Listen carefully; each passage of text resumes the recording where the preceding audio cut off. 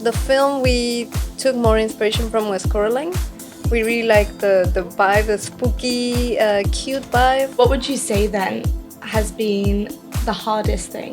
You see all these talented people and it's hard to not compare yourself to them. You're like, oh, maybe I'm not as talented, maybe I'm not as good, maybe I should be doing something else. Hi everyone and welcome to Next Generation Spotlight. I'm excited today to be joined by Marianet Soria, who is a 31-year-old visual artist from Mexico who moved to Montreal 3 years ago to pursue her dreams of making movies. Thank you for joining me today. Oh, thank you for inviting me. So let's get right into it. Let's talk a little bit about you, your background. What is it that first got you into this industry? So I grew up like watching a lot of movies, like being surrounded by creative stuff. And I remember before I wanted to be a writer because I really like storytelling. I like telling stories about whatever. I was very imaginative, creative. And then at some point I realized you could be a director and make movies because I didn't know that when I was young. And I remember there was this show about how they made movies. So there was a lot of behind the scenes, a lot of stop motion kind of stuff. So I remember at that point I was like, okay, I want to be a director someday. So yeah, that's what I remember from the beginning. We're here. Yeah. And what inspired you then, would you say, to take this leap and to really say, this is what I'm going to do with my life? So also, like, I've always dreamed of, I had family in the US, so we would visit them from time to time. And I've always wanted to live somewhere different than Mexico. Like, I wanted to explore the world. And growing up, I decided I wanted to study somewhere else. And that dream became reality a little bit later than I expected. But I mean, that's why I decided to come to Montreal. I found it like very diverse, very creative. It's an amazing city that always has like festivals and stuff going on. So I thought it would be like a good match for what I wanted to do. You talk a little bit about starting later in life. I mean, you're young, you're 31, you're in the prime of your years, life, career. What do you mean by starting a little bit later? Well, I feel like in the end, life doesn't work the way you want it. We watch all these films about, like, I don't know, movies with Lindsay Lohan about, oh, I have this dream of becoming an actress, and then it doesn't work out the way you want it. But I feel like you should always, like, try to keep that dream in your mind and just do it, even if it doesn't come when you want it. Because for me, it was like, oh, okay, I wanted to start move abroad like when at 18, but then it was hard, it was expensive. I wasn't really mature at that time, so I couldn't figure things out. And then the more I learned, I decided to stay in Mexico. I did a bachelor degree in visual arts. And the more I learned, the more I could like manage to fulfill that dream, like I took the steps to follow it, if that makes sense. Mm-hmm. So I think it's important to always have that dream and don't forget about it, even if don't get discouraged. That's what I mean. Yeah. What are some of the experiences that you've had so far in this industry that maybe have shaped you? Your best experiences and your maybe worst or scariest?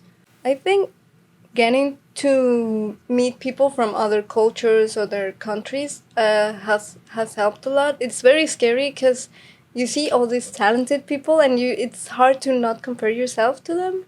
And then you start like doubting what you can do. You're like, oh, maybe I'm not as talented, maybe I'm not as good, maybe I should be doing something else. And then you realize that everyone has the same feeling. So you just gotta like keep going and keep learning and try to also learn the best from them. Like not see people as competition, but also like as a way of improving yourself. Mm-hmm. Yeah.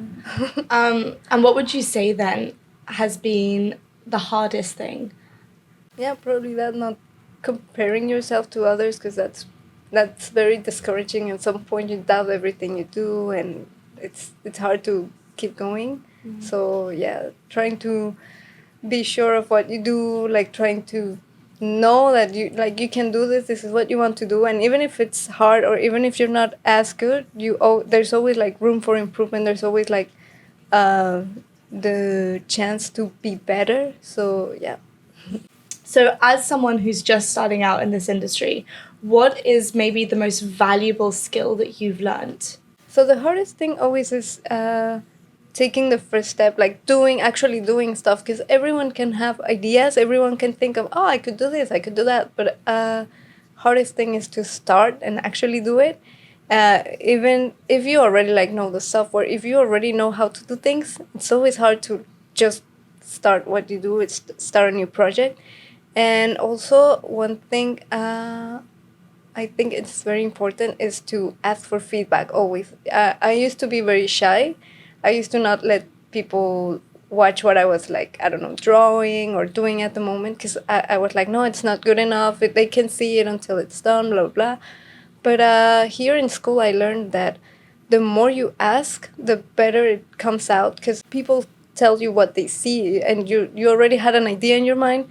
And when people tell you their point of view, it's easier to see like what you could do better or like what mistakes you can avoid. So I think an important thing to do is like always ask for feedback and not be shy to show your stuff. You bring up a really great point of it's one thing to say it, it's another thing to do it. And I think that that's what you've done perfectly with The Perfect Fit. It's exactly, we were speaking about this brainchild of where it started from a conversation to what it became. And actually, disclaimer to anyone watching this, Marianne just won something, didn't you, at Vancouver? So yeah. Going from saying to doing can do a lot of things. Let's talk about The Perfect Fit, because this is your baby. It's something you're very proud of. Yeah. Tell me about it.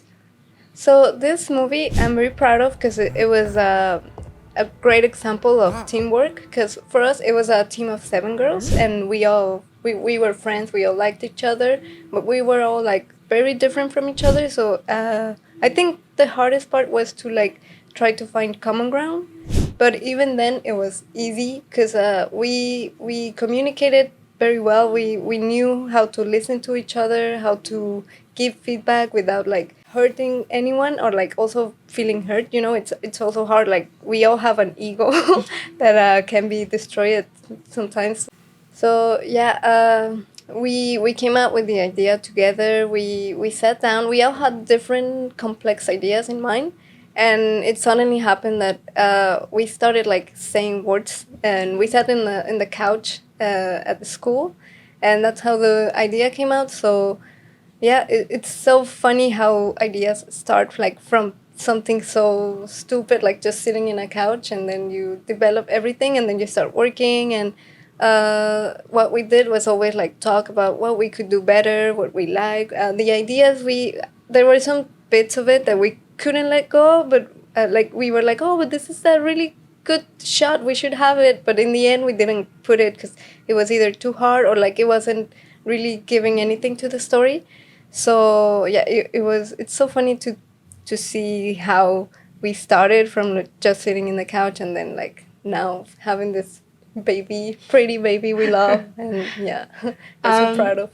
What other animations then or visual artists did you take inspiration from? Who do you look up to when you were creating this work of art?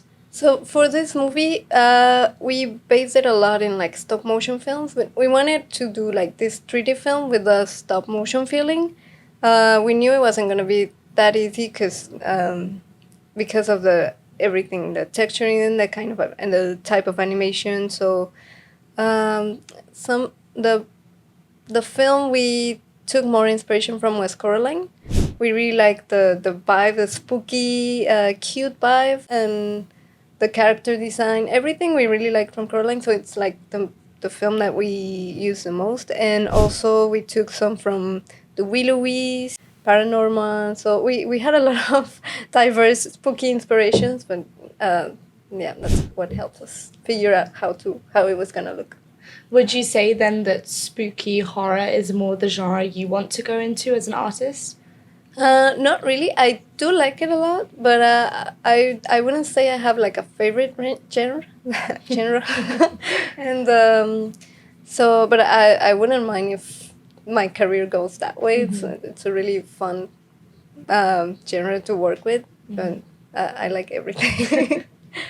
Um, let's talk about some of your goals. So you've created The Perfect Fit. You've also created some other animations. Right now, what is the next short-term goal for you? Short term, I would like to continue learning. Maybe try to find a job where I can also like learn from people already in the industry. So I think that would be like the short one. And yeah, I feel like even though I already finished this film with my team and we had a great time and it was perfect, I think I still have a lot to learn from a real production. So my long term will be, my short term will be to to have that experience, and long term, like fulfill that dream of making movies. So maybe someday like have projects of my own that I mean not like they're fully mine, but like something I can share with the people that share the view I have, whatever. So yeah, maybe direct or have something of my own. That would be nice. Okay, maybe a difficult question because obviously you love visual artistry animation. If you could have worked on any animation, which one would it be and why? Yeah, that's hard. Okay, so very recently I watched the Teenage Mutant Ninja Turtles, and I loved it. Growing up, I watched the cartoons. I wasn't like a big fan, but I really liked them. And this movie specifically, I love the visuals. I love how they combine techniques. So maybe that some recent ones are like Spider-Verse, Mitchell versus the Machine. So I really like where animation is going right now, mixing techniques and like 2D, 3D. So I really, yeah, I think those three would be like my top. Your Yeah. top three to work Yeah. on. Based on your own experiences, creating these films, working with a team, what advice would you give to your younger self? I would say stay confident, because I feel like a bit thing that sometimes like pulls me back into making stuff, like starting projects, like I said. It's being shy and like not being confident enough with what I do. So I think I would be like stay confident and don't be shy to show what you're doing, to ask for help, to ask for feedback. I think that's one of the most important things I should I should probably keep in mind too. Yeah. And final question, how important has networking been for you and building relationships? How valuable is that for you as a new person in this industry? I think it's super important. I think people don't understand artists in general. We tend to be like introverts. We tend to be shy. I'm still very shy. So, but we don't realize in the beginning that we need to get to know people. We need to meet people, talk to them, and like also get them to know you. So they know what you do. They know you're passionate about what you're doing. And I think it really shows in the future how even with teachers, like if you go to school and you have like a good personality in school, and I don't mean like you're like super social and everything. It's just that they know that they see that you're motivated. They see that you work well in a team. They see that you get along with your teammates, with your classmates in general. It really takes you, it really goes a long way like that. So I think it's very important to keep in mind that, I mean, you don't really have to be a people person, but you really have to try and push yourself to get them to know you and get to know people. Final thing then, where can we see your work? If someone wants to go and check out this amazing artistry, where can we watch what you've done? So I have a webpage. It's marionettesd.com. So there it's my portfolio, and yeah, you can find me Marianette Soria on LinkedIn, Instagram, Facebook, whatever. I think I'm very easy to find. But yeah, and there you can find all my projects and what I've done in school. Yeah, that's it. Well, you heard it here first. This was a great conversation, and I can't wait to see where all of this goes for you. Thank you. It was really nice. Thank you so much. Thank you. Bye. So happy to be here. Bye.